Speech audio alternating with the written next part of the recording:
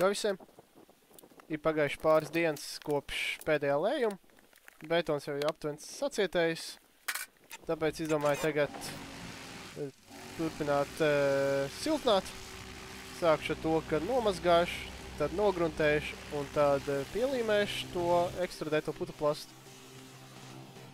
Pirms gruntēšanas vai līmēšanas izdomāju ar augstspiedienu mazgātāju notīrīt šos te pamats, jo bija visādi šie te dubļi un ar laiku arī visādi citādi netīrumi sagājuši betonā. Un ar šo augstspiedienu mazgātāju diezgan labi varēja notīrīt visu. Viņš pilnībā rāva ārā arī tādas mazas akmetiņas no betona, kas padarīja to virsmu tādu raupjāku, kas, manuprāt, ir labi. Un pie reizes arī pats galvenais, man liekas, to eļu notīra, jo man bija bail, ka tā eļa, ko es izmantoju veļņos, viņa varētu traucēt gan gruntī, gan līmja vai salīmēties kopā. Augstspiedienu mazgātājs var baigi palīdz šos te visus tos montāžu puci dabūt nost un kopumā diezgan labi viss notīra. Protams, atradās arī, diemžēl, kādas vietas, kur nebija ielējies šis te betons, vai nu tur bija montāžu puci iekšā, vai vienkārši kaut kā nebija ievibrējies viss. Bet šos caurums pēc tam aiztaisīšu ar baku ciet, un es domāju, ka būs labi. Ļoti patīk šis te pēdējais lējums, viņš ir daudz taisnāks, jo izmantoju drusku savādāk to taktiku, bet veļņu sistēmu. Un jā, turpmāk arī taisīšu tā. Pirms plākšņu līmēšanas izmantošu šādu te grunti, tā, lai labāk saķera būtu. Viņa man tāpat palikusi pāri bija no citiem remonta darbiem. Diezgan ilgi stāvējis, bet it kā nesmirdēja. Gan jau labāk nekā nekas būs.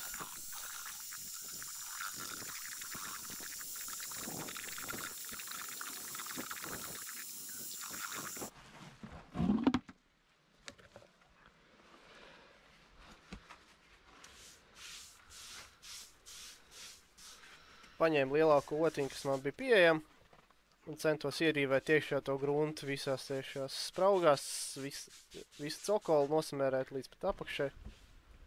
Īsti nezinu, vai tas kaut ko palīdzēs vai nepalīdzēs, bet pēc manas pieredzes grunts it kā nekad nav nākus pa sliktu. Visas vietas, kur esmu gruntējis ar jebkādu gruntu, tas viņas daudz labāk turas un tur vieglāk pēc tam strādāt uz viņām. Vienīgā problēma man bija tas, ka šī grunts bija pavecs, nebija tā jaunākā, bet cerams, kad viss būs labi, jo tiešām es labāk nogruntēju nekā atstāju bez grunts.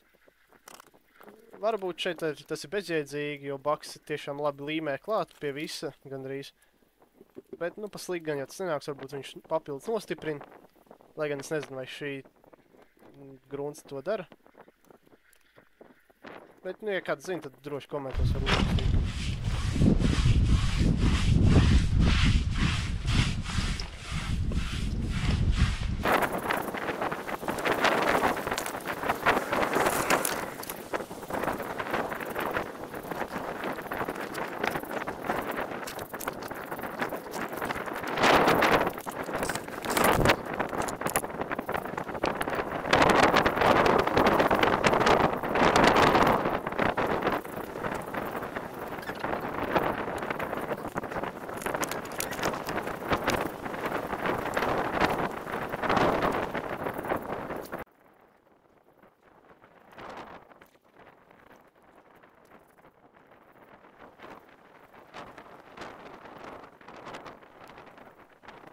Šādi tevis pabeidz nogruntēt visu un atstājis dienu, lai nožūst. Mazums tā grunts ilgāk žūt. It kā tur bija rakstīts 4 stundas, bet labāk dienu pastāvēt. Un tāpat, pabeidz gruntēt un sāka līt. Nācās nest visu inventārā ātri prom. nākamā diena. Sākšu šo te siltumizolācijas līmēšanu. Izmantošu šādu XPS siltumizolāciju. Un stingrāk nekā EPS. EPS negribēju, lai gan viņš ir ražots Dobelē.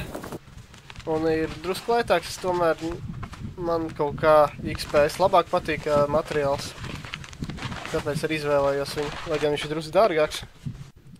Bet, nu, šis kvadrātmetriem tas neko baigi neizteiks tā cenu tik ļoti. Jā, tad es pēc instrukcijas centos sekot līdzi jaucu to baku līmi. Izvēlējos tāpēc, kad bija jau strādāts it kā, un es domāju, ka ar šo līmi varētu labāk izlīdzināt tos savus kļūdas nekā ar putām, jo kaut kā tās putas, nezinu, likās liela daļa viņi izmanto, bet kaut kā priekš manis likās, kad nevarēšu to plakni tā dabūt. Un es nezinu, kā viņas tur izplešās vai kā, tāpēc izmantoju baku. Iespējams, nākamajos izmantošu tās putas pamēģināšu, jo tas būtu daudz ātrāk. Vienīgi tas, ka tur vajag kaut kādus kociņus, lai var piespiest, jo tās putas, man liekas, tāpat izplešās, kaut vai viņas ir tās līmējošās. Bet droši rakst komentos gadījumā, ja es kaut ko kļūdos, jo neesmu strādājis ar putām līmējošajām. Jā, te es piekaļu tās pamats, lai dabūtu kaut cik taisni, jo bija jau samets tos būruguļus tik daudz, ka tur pat negājuši tā plātni tā īsti iekšā. Jā, pēc 3 minūtēm tur rakstīts jāpārmaiz, tā arī darīju. Un te, cik skatījos gan pēc instrukcijas, gan pēc video, nelīdzinām sienām pa perimetru nosmērē, un tad kaut kādas 6 līdz 8 pīkas iemet pa vidam. Nebija nekad īsti tā darījis uz šādas izolācijas. Pirms tam bija agrāk līmējis akmens vats ieto, bet man bija taisna siena, un tad es ar ķeli izlīdzināju ar tiem zobiņiem visā plaknē. Bet šeit man bija tomēr tie nesmukumi, nelīdzenumi, tāpēc izvēlējos šādi te, kā bija instrukcijā rakstīts. Kaut kā tur cenšos uzmest tās pīkas, lai labāk stāv. Nezinu, cik tur liels viņas vajag vai kā. Augšā met drusku vairāk, jo man augšā ir izteikti tāda kā uz iekšu un pamati iet uz āru. Tāpēc gribēju drusku, lai iztaisnot. Tāpēc arī bija novilcis to sarkano striķi, lai redzētu to aptveno taisnumu, kas ir cik daudz izvērsts uz āru jābūt vai uz iekšu. Tas nav līmenis, tas ir domāts tā, lai es varu redzēt no augšas, cik man zāru paspiest, vai tieši otrādi uz iekšu. Šādi kaut kā centos to darīt, paspiedu, nezinu, kā tur pareizi to darīt, bet cik esmu strādājis ar baku, viņš tiešām ļoti ciets un ļoti labi pielīp, tāpēc bailes par to, ka viņš varētu neturēt nebija. Tad cenšos kaut ko līmenī dabūt savās greizajos pamatos, bet tai. Viņi tāpat ir izspiest uz āru, tā apakšējā daļa. Liekot līmenī saprat, cik tas daudz viņš ir izspiest uz āru. Tā kā noteikti nākamos taisīšu jau ar priekšzināšanām, centīšos dabūt pēc iespējas taisnāk. Taisījies pa mazām porcijām, jo īsti nezināju, cik ātri es izlietošu, kā viņš tur, cik ātri viņš sacietēja, jo viņš diezgan ātri patiesībā sāk cietēt. Un mans perforators arī nebija baigi jaudīgais priekš šāda darba, tāpēc viņš arī daudz vieglāk par mazām porcijām.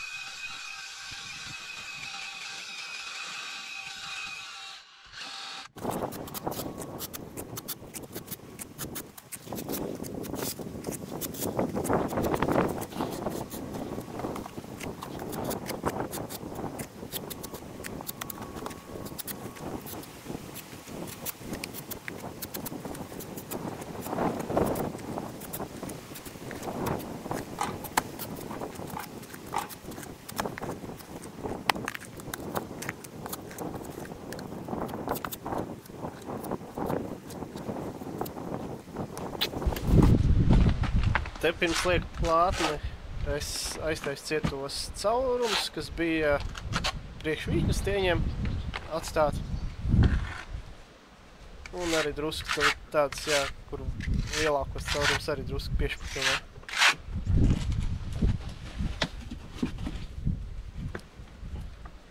Šajā tieši gabalā man bija vislielākais jāpanes uz āru visvairāk. Tur man arī nācās pielabot pēc tam, es uzliku šito, tad paskatījos, ka tur vēl vajag centimetru, tad nācās noņemt, pielikt atkal ar vairāk jau. Tā kā jā, katra tā plātne savādāk, noteikti nākamajā reizē es taisīšu tos pamats jau taisnāk. Tajā stūrī jau esmu piešāvies, tas stūrs man ir pilnībā taisns un tur bija daudz vieglāk pielījumēt. Salīdzinot es šo te šīm pirmajām tieši plātnēm bija diezgan tā interesanti. Nu, arī varbūt tāpēc, ka nekad īsti nebija to darījis. Nezināju, ko sagaidīt.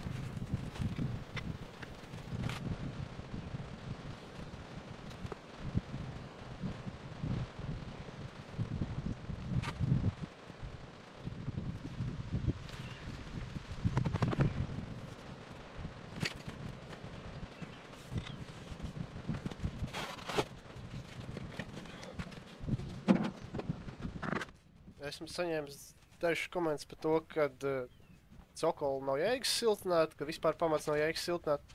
Par pamatu siltināšanu es piekrītu, es arī neredzu baigi jēgas siltināt baigi dziļi. Bet cokolu es nosiltināšu tīri tāpēc, lai izlīdzinātu savus šos te lējumus. Man ļoti nepatīk tās vietas, kur sajiet šie lējumi kopā, viņas man tur grubuļainas izvirzījumiem. Un es domāju, ka es ar šo te ekstrudēto putuplastu varu drusku pielabot šīs savas kļūdas. Un pie reizes varbūt dabūt kaut kādu siltumizolāciju. Esmu redzējis dažādas izpildījumus. Ir arī tādas hidroizolācijas, kas ir kā līmes šiem te ekstrudētajam putuplastam. Bet viņas ir šausmīgi dārgas un es neredzēju īsti tādu jēgu baigai hidroizolācijai. Tāpēc es arī neliku ne to bitumenu hidroizolāciju nekādu tādu. Jo kāda jēga man likt tas hidroizolācija, ja no otras puses tāpat mitrums var tikt tajos pamatos iekšā. Nav jau tā, ka viņš tikai no āras nāks. Vismaz ar ekstrudēto putuplastu es tā kā varbūt cokolu drusku pasargāšu no tāda ārējā mitruma vai salu. Nezinu, kāds strādās nākotnē. Bet jā, varbūt tas pasargās šo cokolu daļu no tādas sasalšanas, atkušanas. Varbūt es arī kļūdos, nezinu. Bet, nu, to esmu izdarījis. Nezinu, dībeļus arī es te neliku. Es ceru, ka baks pietiekami izturīgs, lai viņš tāpatās var noturēt. Jo man nekādas slodzes tur nevajadzētu būt. Ne mehāniskai, ne kādā īsti arī fiziskai slodzē. Jo tas viss būs ar apmetumu pasargāts. Tur būs lāsens virsū un pa lielam negribu arī dībeļot, liek caurumot šos pamats un putuplastu. Tā kā jā. Nu, gadījumā, ja kaut kas būs iesēdies vai nāks nos, nu tad jā, tad būs laikam jādībeļo, bet es ceru, kad tik trak nebūs. Jo tiešām baks arī ļoti planā kārtā diezgan stiprs.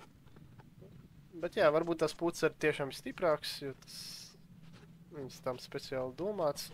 Nezinu. Šīs, jebkurā gadījumā, ir tikai viena piekdaļa no kopējā pamatu garuma, tāpēc vēl laika man izlabot. Jā, ja jūs rakstat komentos, kā jums liekas, jo saku, šī man pirmā reize pamatu darbiem. Tā kā noteikti kļūdas pieļaušu, bet es arī centīšos viņas labot, ja nu gadījumā kaut ko tādu katastrofālu tagad es pieļauju.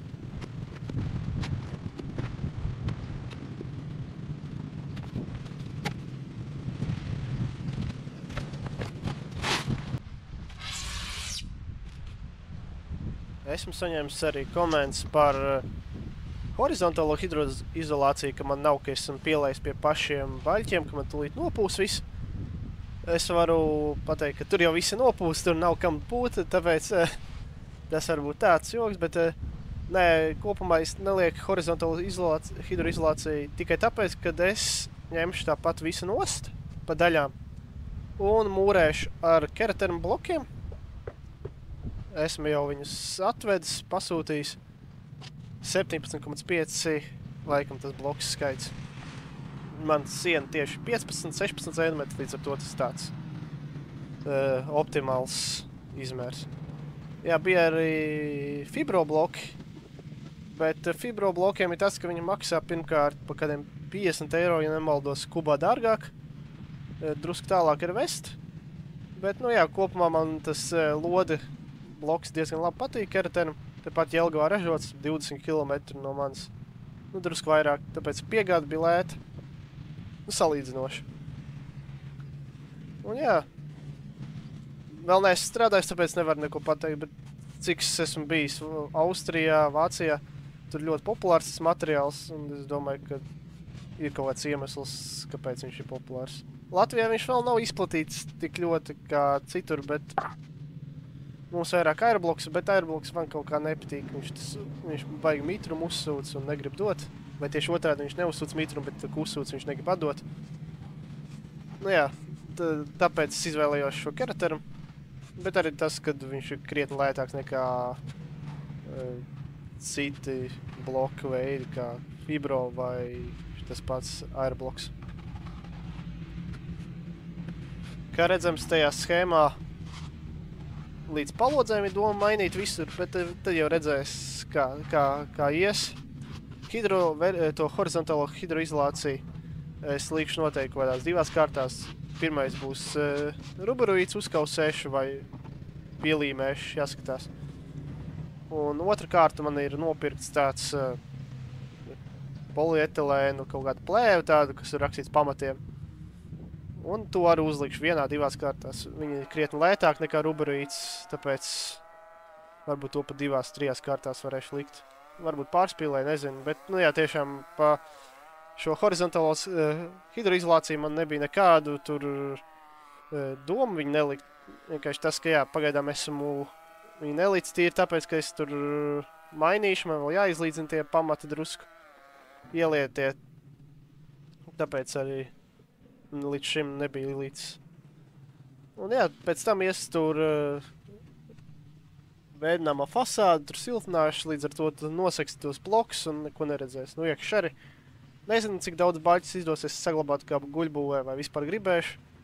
Plāns pagaidām ir tur kaut kādu kokšķiedus, uzlikt no iekš arī 2 cm un apmest tur kaut kādu kāļķi vai mālu apmetnumu. Te es to stūri, šo apakšējo daļu bija drusku tā kā nepareizi ielējis, tur pats sačkarējies, nācās nosist šos izvirzījumus, tur jā, pats sev padarīt dzīvi grūtāk, bet, nu, no kļūdām jāmāc, neko darīt, bija jāpasit nost, liekā daļa jāizskriež drusku ekstrudētais puteklas, un jāiztaisīt tas lielākos šos te caurums ciet ar jau. Uz beigām es izstāstīšu, kāpēc es tā kļūdījos, galvenokārt tāpēc, ka man vajadzēja to iebetonēt 2 atsevišķos lējumos, bet, nu, tas tur drusku vēlāk izstāstīšu. Bet, nu, pielīmējās normāli. Protams, nekas te nav ideāls šajā te plaknieka īpaši. Man viņi ir izvirzīti 5 cm uz āru apakšu. Līdz ar to es nevaru perfekti vertikāli dabūt, bet, nu, manā gadījumā tas arī nespēlē baigo lomu. Šo nākamo plakni, to gan esmu ielējis daudz labāk. Tur krietnes uzlabojums slējumā. Līdz ar to tur bija daudz vieglāk gan pielīmēt. Izņemot šo te apendicīti, kur arī nācās liet drusku uz āru, jo tur bija šis akmens nesošais izgājis uz āru, un es viņu nekādīgi nevarēju nosist. Es arī negribēju baigi tur baigi sist viņu, jo man viss tā māja gulās uz šī te stūra betoniem, ko es biju ielicis. Negribējās, jā, lai iesējuši vēl trakāk vai kaut kas izlūst ārā.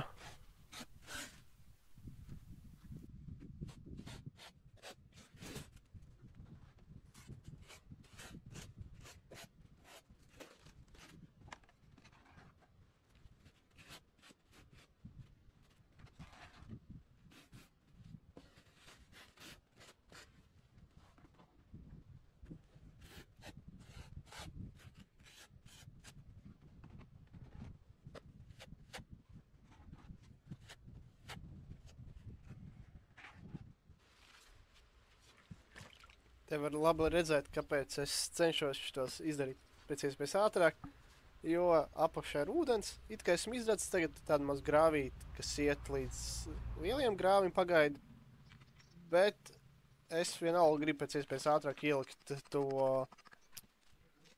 drenāžu cauruli. Es nopirku 113 mm, laikam vai 110, ar ģeotekstilu. Jā, nopirkt tā, lai var visu to te ūdeni novadīt nost. Un lai būtu diezgan, sausāk, lai būtu. Vismaz tāds tas plāns. Es nezinu, kā šajā augstnē tas ģeomembrāna uzvedīsies. Kokos negribēju pirkt, kokos bija, man liekas, pa 2 eiro dārgāks tajā metrā. Vai pa 1,5 eiro, bet, neredzēju baigo jēgu tam kokosam. Es cik sapratu, viņš vairāk domāts purvainā vidē. Bet varbūt es ļoti kļūdos. Tagad, kurā gadījumā esmu nopircis ģeomembrānu. Bēršu cietas ar grāns maisījumu un šķēmu maisījumu. Tāpēc varbūt tas pasargās, nezinu. Vēl neesmu tik tālu ticis. Domāju, ka sanāks, bet, protams, kad gandrīz pietika šo paku. Jo no turienes jau likās, ka būs diezgan daudz aizies. Aizgāja arī, jo es baigi neliku tā, lai man tur vispār būtu 2 cm vairāk jāliek. Bet priekš manis apmierina tāpat kā tāpat šī tā daļa, kur cilvēki nenāk. No tāluma izskatās ok, vismaz es beidzot neredzu vairs tās savienojuma vietas, kas man nepatīk, kur bija tie vējiņi, tur bija visādi grubuļi un tā. Vismaz vienā plaknē viņš tā ir izlīdzināts. Protams, viņš drusku ieiet uz vidu, bet tas ir 1 cm un man uz šīs mājas viss tas ir galīgi apmierina. Tagad centīšos te vēl pēdējo plātni pielikt. Diemžēl jātais vēl vienu paku vaļā, bet tāpat jātais būs. Tā kā jā, kaut kā šādi iet. Te baigais čakars, un vajadzēja padomāt ar galvu pirms to stūri lēju. Te bija tā problēma, kad es izraku, un man bija bail par to, kad es gribēju to veinu taisīt uzreiz tādu 3 stūri kā tagad. Respektīvi, lai būtu viengabalains tieši stūrī. Un, lai to darītu, man jārok abas puses. Bet šitas te stūris, to es īsti nevarēju nekādīgi atbalstīt. Arī pat, ja es liktu kaut ko te stutēt, man te īsti nav uz kā viņu stutēt, jo, tranšē. Tad es izdomāju, es noraku vienu pusi ielēju kaut kādu šo te veidu. Vajadzēja padomāt, labāk izdomāt. Bet, ir kā ir. Es saku, te tā izolācija vairāk domāt tā, lai apmetumu uzlikt. Normāli taisni, lai mazāk apmetums aiziet. Jo tas arī šausmīgi dārgs. Vismaz man tā liekas. Jā, viens baks maksā 8 eiro māju dārzā. Zinu, ka depo lētāk, bet līdz depo man 100 km, tā kā jāiztiek. Tā kā jā, šādi kaut kā progress pat 2,5 stundām. Tagad būs jāpaskatās YouTube, kā jāiemāc kā apmest, bet to jau citā dienā. Tā kā jā. Nezinu, varbūt te vēl paliks pāri, tad šos vecos putuplasts arī uzlikt virsū. Lai, mazums it kā stūris, tas tiltiņš, šis augstākais augstums. Vismaz tā man liekas. Labi, ej pakaļ bakam, nav ko.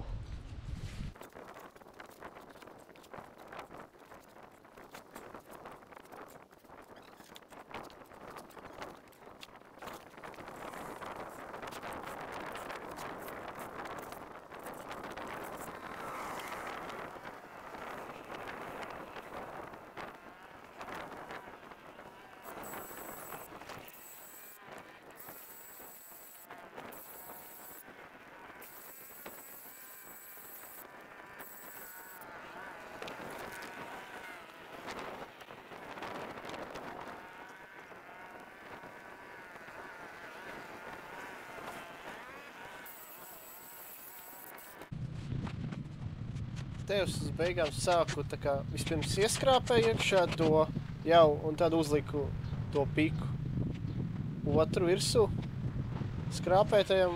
Nezinu, vai tas ir labāk vai sliktāk, bet manā gadījumā, man liekas, turējās labāk, nekrit nost vairs liekot šajā te, liekot pie sienas. Un jā, te bija daudz vieglāk pielikt, tīri dēļ tā, kad šo bija ielējis taisni, kaut cik taisni. Pamatu, jā, tajā pusē ziemeļrietumu man bija izspiedies pirmais 5 cm uz āru, skatoties no augšu. Un tad visi pārējie arī gāja 5 cm uz āru, apakšu izspiedusies visiem aptuveni. Tur neko baigi arī nedarīju.